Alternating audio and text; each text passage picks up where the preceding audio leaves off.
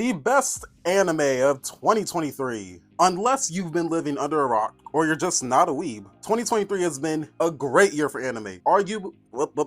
Arguably the best year of anime. And I'm going to be showing you guys some of the best anime of this year. So without further ado, let's get straight into it. Starting off with Jujutsu Kaisen. It was peak. With everything that happened in Shibuya arc, hands down Jujutsu Kaisen might be the greatest anime of this entire year. The animation, the fights, the plot, everything about Jujutsu was insane. Mahito versus Yuji, Sukuna versus Jogo, Toji coming back to life, everybody pretty much dying in Shibuya, and I don't even remember what happened to Megumi. What actually did happen to him? I don't know, but all I know is that the animation, plot, fights, character development, everything about Jujutsu Kaisen was peak. The Shibuya arc, even part 1 was peak. It was pretty slow and nothing too much happened, but we did get to see how some of the stronger sorcerers were when they first joined Jujutsu High, and how Geto and Gojo were before Geto started hating people and started calling them monkeys. And we also got to see Riko, who was supposed to be useful but got killed by Toji, who also nearly, well, technically did kill Gojo, which their fight also was pretty insane as well. First fight and the second fight. Jujutsu Kaisen overall was just peak. No other word describes how peak Jujutsu Kaisen was. Peak is the only word that describes it. But let's continue with the rest of them. One Piece. Now, I haven't been watching any episodes of this year. I've only seen like little clips and bits, but Kaido versus Luffy and Gear 5 were some of the best things, pretty much, I think, the only things from One Piece this year, which was still amazing in my opinion. The fights, Gear 5 being animated, how Gear 5 works, everything about it was just insane. I love seeing it in action. Maybe I'll actually start watching One Piece more often, and maybe I'll actually get past Dressrosa. Sorry, but the story there was just too boring. I couldn't deal with all the backstory, but I hear Dressrosa's good. Anyway, next one. Attack on Titan. In my opinion, even though the end wasn't the best, it was still well-deserved. I think I'd rather have this ending than Eren surviving and living with the regret of killing that many people for the sake of freedom. Many people just hate the ending because Eren didn't survive, I think. I don't know, but the ending was good overall. Sad that it had to end, but it was well-deserved. And Eren and Mikasa finally got to admit their feelings that they both love each other. Not once have they ever said they love each other in a romantic way, even though it was heavily implied. I know the story is not meant for, like, you know, romance and stuff, but I would have loved to see more wholesome moments before they died, or I'm sorry, before Eren died. I will admit it was sad to see Mikasa actually kill Eren, but no, I'd rather Levi kill Eren because he said he was going to take responsibility for him in season 1. So I think I would have preferred Levi killing Eren. That's my only complaint of the anime. But other than that, the fight, the animation, even the ending wasn't too bad. It was pretty good actually. I think everybody is just being a hater, and Attack on Titan will probably go down as like top 5 best anime of all time. If you want to hate on me for that, hate on me, but I think it truly is just that good to be top 5 anime of all time.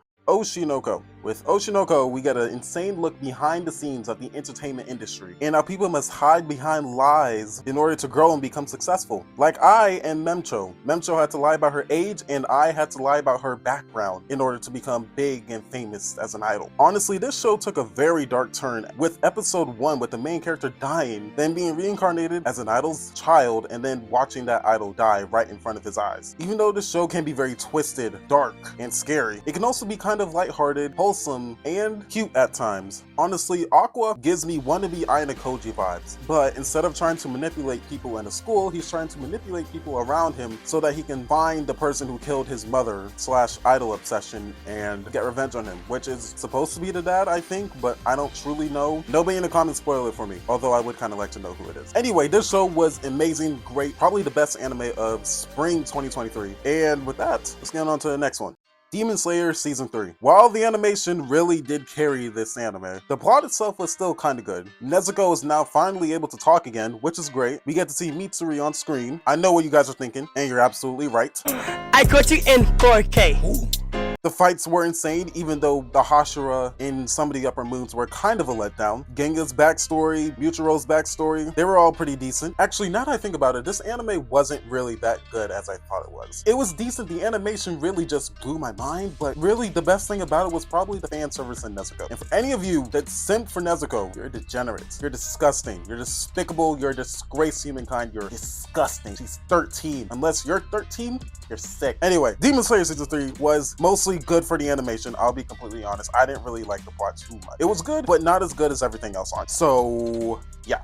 The Eminence in Shadow. From episode 1 to the end of season 2, I've had a bunch of laughs. Sid dying and finally becoming the thing he wants most. The Eminence in Shadow, whatever the heck that's truly supposed to mean, was a pretty insane and cliche-ish story, but it had a lot of laughs. The girls are genuinely just dumb. They all fall for whatever he says. Sid doesn't even know what's going on half the time. To him, he thinks all of this is some type of game. Honestly, this show is dumb, stupid, but it's so funny, and the main character is so OP and so cool. It's just hard to look away from it. While there are some better ones out there, I think this definitely makes the cut, mostly for Sid just being so incredibly dense to how real things are actually around him. I wonder if he'll ever actually truly find out that what's going on is truly real and not a game. Even if he does though, will he really change? I kind of hope he doesn't, because I'm liking the way he is right now, honestly. Mushoku Tensei Season 2. ED. This season was mostly about ED and Rudeus being a complete idiot when he came to women, until he met Sylviette, which we haven't seen since season 1. I'm glad that she's back now. I've been wondering where the heck she went after the whole tornado spell thing. Glad to see that she is back, and I'm glad to see that Rudeus finally cures his ED, but it makes me wonder what is going to happen when he meets that red-haired girl. At this current moment in time, I cannot remember what her name is. Somebody please comment that down below. I wonder what's going to happen when he actually meets her again. Who's he gonna pick?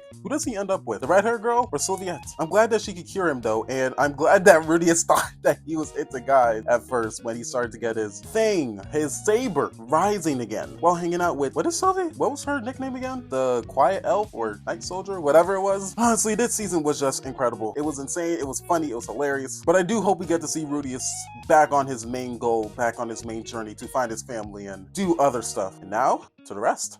Horimiya, The Missing Pieces. Now this season may not be as good as season 1, but it is still a wonderful masterpiece that shows the scenes and moments that season 1 skipped over. The season was still very wholesome and funny, and the characters are just as entertaining, if not even more entertaining than season 1. I do wish that they could have added this in like season 1, because watching it over again, it just kind of feels out of place with how the characters like developed and how Hori and Miyamura became closer and became a couple. I also wish they could have done a series on how they were as adults and how their love life was, but overall Horimiya is still a great rom-com series, and even though they could have done more with the series, it still ended off pretty good. And overall, Horimiya The Missing Pieces was just almost as good as the first one. Only complaints is that it felt kind of out of place with how season 1 was and how they progressed in this season. If you haven't watched the series yet, you definitely should. It's still a masterpiece and great anime to watch. The Apothecary Diaries. Honestly, I don't even know how to truly explain or describe how good this anime is, but to me, it is just a nice slice of life anime that gives insight to medicines and poisons and shows how getting kidnapped by thugs and sold to the Emperor's palace to go from a lowly servant to a lady in waiting can actually be kind of fun and exciting and thrilling somehow, some way. For most people, that probably sounds like a 帝の寵愛はついえたのに、私には翡翠の瞳も淡い髪もなくてよ。他のものがあれば問題ないかと。それだけの大きさはもとより、針、形は四方でした。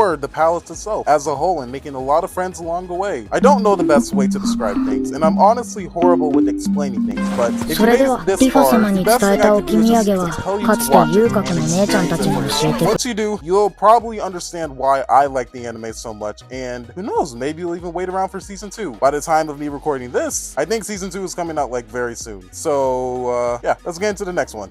So because I'm too lazy to actually go over the rest of the animes in detail, here are the rest of the animes that I believe were just great for 2023. Blue Lock Season 2, Undead Unlock, 100 Girlfriends, Heavenly Delusional, Konosuba Spinoff, Hell's Paradise, and The Ancient Magnus Bride, which I'm currently watching right now actually as I'm recording this. These are just some of the animes that I believe were the best of 2023. But if you disagree with me, comment them down below, and this video was supposed to come out like at the end of 2023, but I was lazy and things came up and it just took me forever. Hopefully it's not February by the time I upload this, and catch you guys on the next one. Bye.